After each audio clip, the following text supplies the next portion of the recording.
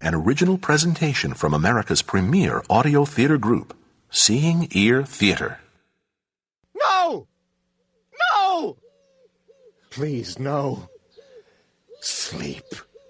Sleep. Sleep.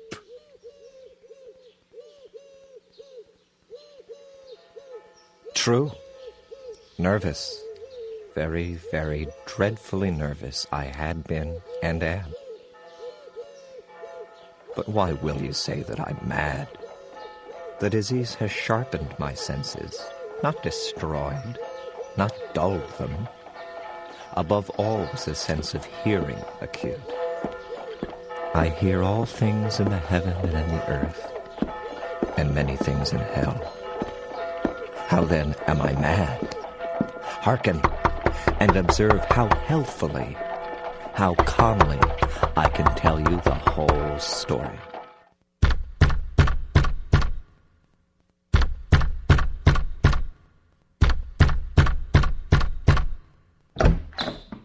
It is impossible to say how first the idea entered my brain, but it did. It most certainly did enter my brain. Once conceived, it haunted me day and night. Object there was none. Passion there was none. I loved the old man. He had never wronged me. He had never given me insult. For his gold I had no desire. I think it was his eye. Yes, it was this. One of his eyes resembled that of a vulture. A pale blue eye with a film over it. Whenever it fell upon me, my blood ran cold. And so by degrees, very gradually, I made up my mind to take the life of the old man, and thus rid myself of the eye forever. Now this is the point. You fancy me mad. Madmen know nothing. But you should have seen me. You should have seen how wisely I proceeded, with what caution, with what foresight, with what dissimulation I went to work. I was never kinder to the old man than during the whole week before I killed him. But still, on our walks, I couldn't look at him. I couldn't, not in that face, that eye. I had to turn from him, distract him, but the eye grabbed me all the same, had a hold on me. So every morning I walked with him and withstood the eye, and every night, about midnight, I turned the latch of his door and opened it. Oh, so gently. And then, when I'd made an opening sufficient for my head, I put in a dark lantern, all closed, so that no light shone out, and then I thrust in my head. Oh, you would have laughed to see how cunningly I thrust it in. I moved it slowly, very, very slowly, so that I might not disturb the old man's sleep. It took me an hour to place my whole head within the opening, so far that I could see him as he lay upon his bed. Ha! Would a madman have been so wise as this? And then, when my head was well into the room, I undid the lantern cautiously.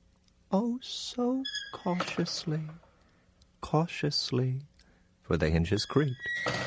I undid it just so much that a single thin ray fell upon the vulture eye. And this I did for 7 long nights, every night just at midnight. But I found the eye always closed, and so it was impossible to do the work. For it was not the old man who vexed me, but his evil eye. And every morning when the day broke, I went boldly into the chamber and spoke courageously to him, calling him by name in a hearty tone, beckoning him for a walk, and inquiring how he had passed the night. Upon the 8th night, I was more than usually cautious in opening the door. A watch's minute hand moves more quickly than did mine. Never before that night had I felt the extent of my powers, of my sagacity. I could scarcely contain my feelings of triumph. To think that there I was, opening the door, little by little, and he not even to dream of my secret deeds or thoughts. I fairly chuckled at the idea. And perhaps he heard me, for he moved on the bed suddenly, as if startled. Now you may think that I drew back, but no. His room was as black as pitch, with a thick darkness. And so I knew that he could not see the opening of the door, and I kept pushing it on, steadily, steadily. I had my head in, and was about to open the lantern, when my thumb slipped upon the tin fastening, and the old man sprang up in the bed, crying out. I kept quite still and said nothing. For a whole hour I did not move a muscle, and in the meantime I did not hear him lie down. He was still sitting up in the bed, listening, just as I have done, night after night, hearkening to the death watches in the wall. Presently I heard a slight groan, and I knew it was the groan of mortal terror. It was not a groan of pain or of grief. Oh no, it was the low, stifled sound that arises from the bottom of the soul when overcharged with awe. I knew the sound well. Many a night, just at midnight, when all the world slept, it has welled up from my own bosom, deepening, with its dreadful echo, the terrors that distracted me. I say I knew it well. I knew what the old man felt, and pitied him, although I chuckled at heart. I knew that he'd been lying awake ever since the first slight noise, when he had turned in the bed. His fears had been ever since growing upon him. He had been trying to fancy them causeless, but could not. Yes, he has been trying to comfort himself with these suppositions, but he had found all in vain. All in vain. Because death, in approaching him, had stalked with his black shadow before him and enveloped the victim.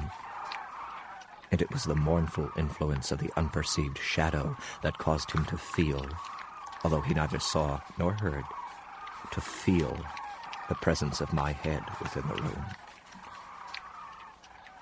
When I'd waited a long time, very patiently, without hearing him lie down, I resolved to open a very, very little crevice in the lantern. So I opened it. You cannot imagine how stealthily. Until at length a single dim ray, like the thread of the spider, shot from out the crevice and full upon the vulture eye. It was open. Wide, wide open. And I grew furious as I gazed upon it. I saw it with perfect distinctness, all a dull blue, with a hideous veil over it that chilled the very marrow of my bones. But I could see nothing else of the old man's face or person, for I had directed the ray as if by instinct precisely upon the damned spot. And now have I not told you that what you mistake for madness is but over-acuteness of the senses? I am not mad. Now I say there came to my ears a low, dull, quick sound, such as a watch makes when enveloped in cotton. I knew that sound well, too. It was the beating of the old man's heart. It increased my fury as the beating of a drum stimulates the soldier into courage. But even yet I refrained and kept still. I scarcely breathed. I held the lantern motionless. I tried how steadily I could maintain the ray upon the eye. Meantime the hellish tattoo of the heart increased. It grew quicker and quicker, and louder every instant. The old man's terror must have been extreme. It grew louder, I say, louder every moment, louder and faster. Do you mark me well? I've told you that I'm nervous, so I am. And now at the dead hour of the night, amid the dreadful silence of that old house, so strange a noise as this excited me to uncontrollable terror. Yet for some minutes longer I refrained and stood still. But the beating grew louder, louder. I thought the heart must burst. And now a new anxiety seized me. The sound would be heard by a neighbor. The old man's hour had come. With a loud yell, I threw open the lantern and leaped into the room. He shrieked once only. In an instant, I dragged him to the floor and pulled the heavy bed over him. I then smiled gaily to find the deed so far done. But for many minutes the heart beat on with a muffled sound.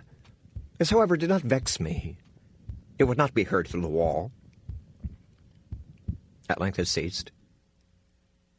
The old man was dead. I removed the bed and examined the corpse. Yes, he was stone, dead. I placed my hand upon the heart and held it there many minutes.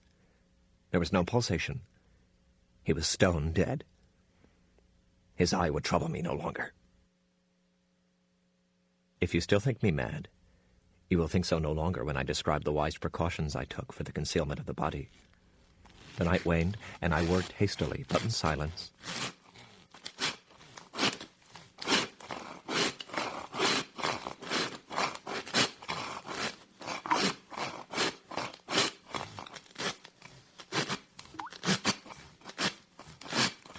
I then took up 3 planks from the flooring of the chamber and deposited all between the scantlings. I then replaced the boards so cleverly, so cunningly, that no human eye, not even his, could have detected anything wrong. There was nothing to wash out, no stain of any kind, no blood spot whatever. I'd been too worried for that. A tub had caught all. Ha ha!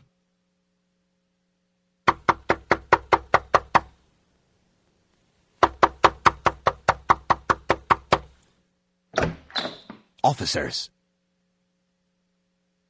Evening, sir. A scream was reported by a neighbor an hour or so ago. Here to investigate? No, it was I in a dream. Someone else live here? An old man? Yes, I'm tending his orchids, see, while he's away. He's in the country. I have a key. At 4 a.m.? You're tending orchids? The dream, I couldn't sleep. I see. I'm on safari. I've lost my group. I'm wandering around without food, without water, and there are birds in the sky circling around. Buzzards? Scavengers? Vultures? And they're swooping down at me, attacking me, pecking at me. I'm not dead! I try to shout at them to tell them, but I can't. They think I'm dead. Huh. Interesting. Mind if we have a look around? If it's all the same to you? Of course. I bade the gentlemen welcome. I took my visitors all over. I bade them search well. I showed them the old man's treasures, secure, undisturbed. In the enthusiasm of my confidence, I brought chairs into the room and desired them, Here, take a seat. Rest from the fatigue. Relax, chat. Tea? No, thank you. While I myself, in the wild audacity of my perfect triumph, placed my own seat upon the very spot beneath which reposed the corpse of the victim. The officers were satisfied. My manner had convinced them. I was singularly at ease. They sat, and while I answered cheerily, they chatted familiar things. But ere long I felt myself getting pale, and wished them gone. My head ached. I fancied a ringing in my ears. But still they sat and still chatted. The ringing became more distinct. It continued and became more distinct. I talked more freely to get rid of the feeling, but it continued and gained definitiveness, until, at length, I found that the noise was not within my ears. No doubt I now grew very pale, but I talked more fluently and with a heightened voice. Yet the sound increased. What could I do? It was a low, dull, quick sound. I gasped for breath, and yet the officers heard it not. I talked more quickly, more vehemently, but the noise steadily increased. I arose and argued about trifles, in a high key and with violent gesticulations, but the noise steadily increased. When would they be gone? I paced the floor to and fro with heavy strides, as if excited to fury by the observation of the men, but the noise steadily increased. Oh, God! What could I do? I foamed. I raved. I swore. I swung the chair upon which I'd been sitting and grated it upon the boards, but the noise arose over all and continually increased. It grew louder, louder, louder. And still the men chatted pleasantly and smiled. Was it possible they heard not? Almighty God, no! No! They heard. They suspected. They knew. They were making a mockery of my horror. This I thought, and this I think. But anything was better than this agony. Anything was more tolerable than this derision. I could bear those hypocritical smiles no longer. I felt that I must scream or die. And now, again, hark, louder, louder, louder, louder. Villains, I shrieked, dissemble no more. I admit the deed. Tear up the planks. Here, here. It is the beating of his hideous heart.